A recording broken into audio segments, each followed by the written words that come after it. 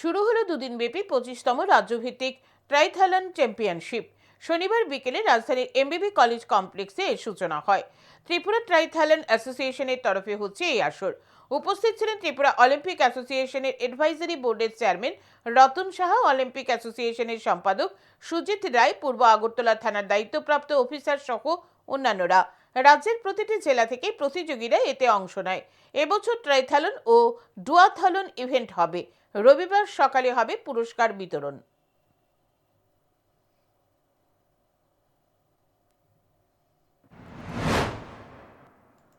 এখন থেকে আগামী দিনে ট্রাইথালন যাতে একটা জায়গায় পৌঁছতে পারে, আমি আশা করব আপনারা যারা অ্যাসোসিয়েশনের দায়িত্বে আছেন বা থাকবেন, এই খেলাটা এগিয়ে নিয়ে যান, ত্রিপুরার নাম উজ্জ্বল করবেন।